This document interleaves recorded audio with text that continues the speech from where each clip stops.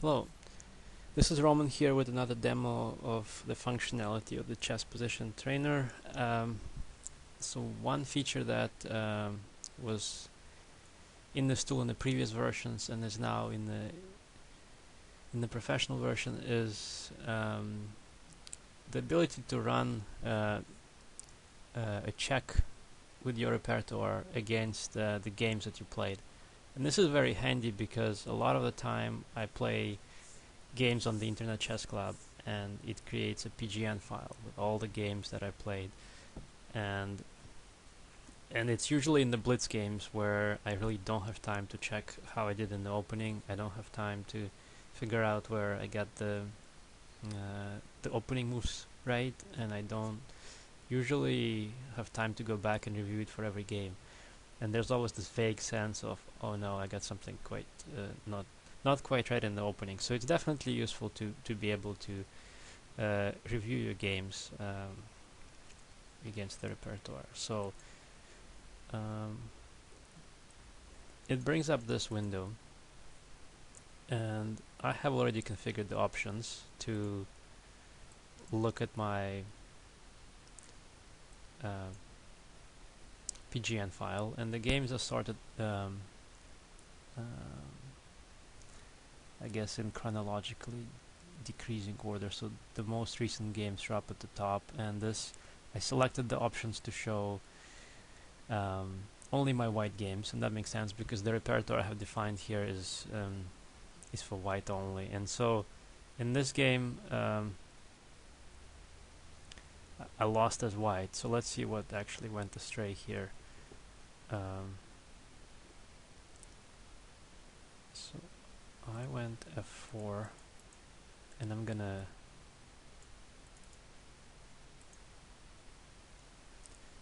and this is apparently a novelty, so there's something not right about f4 being a wrong move. It does seem like a move that is fine, but maybe just because of the move orders my repertoire is defined to have it as a4 being the main move here, but I'm not sure. Scheveningen is really tricky with these kind of move orders. So let's look at the next game.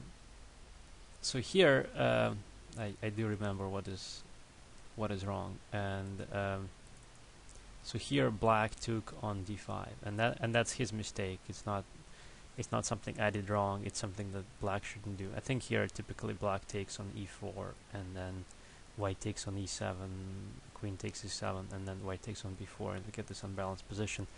By doing what black did in this game here, well, oops, going back.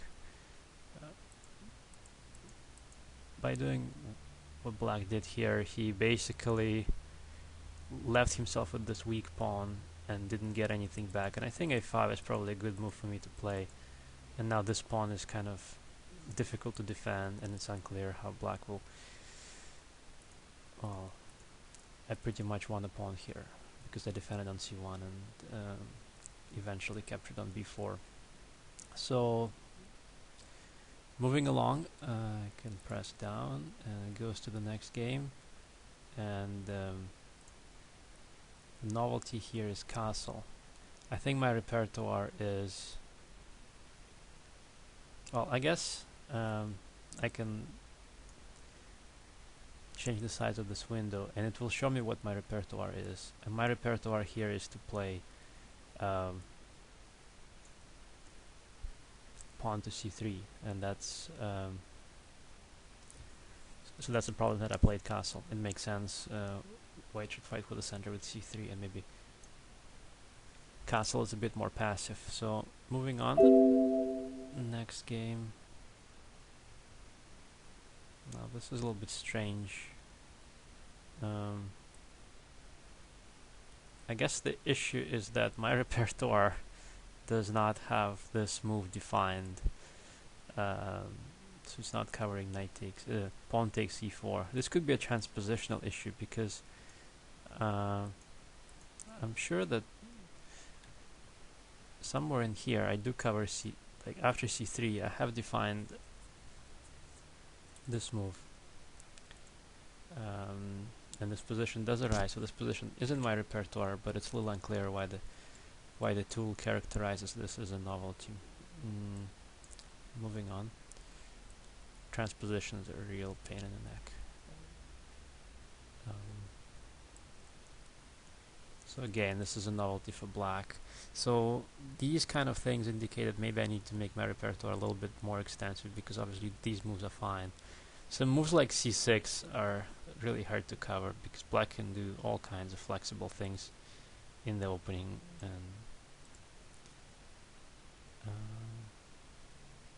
now this is an interesting one. Again, here for black I had not defined bishop e7. Now this is probably a gap in my repertoire, because bishop e7 is a perfectly fine move.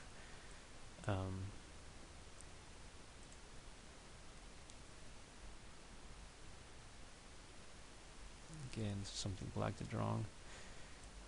Knight to d4. Oh wait, apparently my repertoire defines here that in this position I should be taking with the queen. So that is very interesting.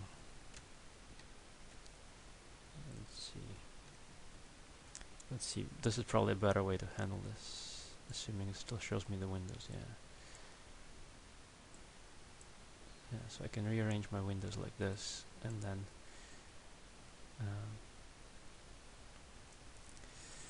it's better to see what I should have played in each position. Moving on to the next position. So black played d6, not a good move, and he won. That's interesting.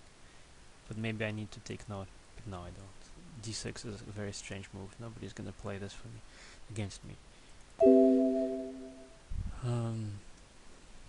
So here again, black played a move that I had not defined in my repertoire. I think this is because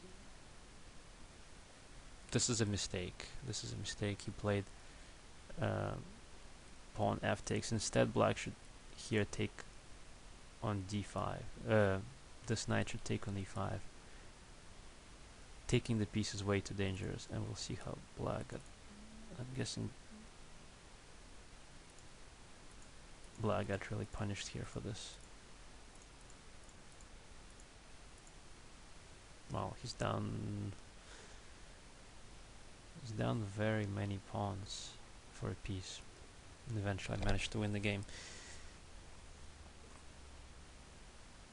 Next game.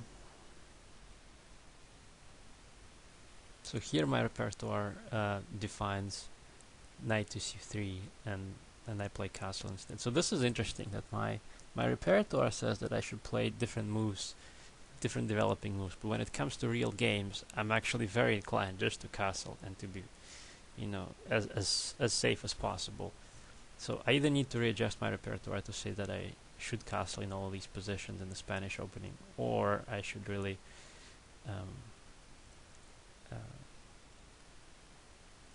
yeah, so either I should change my repertoire, or I need to follow my repertoire in the games, because now I'm being really inconsistent. Just like in this example, it said I should play c3, but I play castle instead. So another Spanish opening, here I play d3, and my repertoire says that the main move I should play is castle.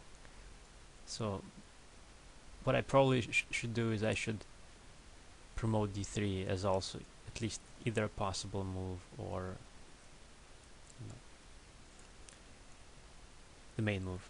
And probably the last one for today. Here I played h3, and my repertoire again says that c3 is the main move. Well, then I should really make this a possible move here. Maybe one more. Here after rook e8.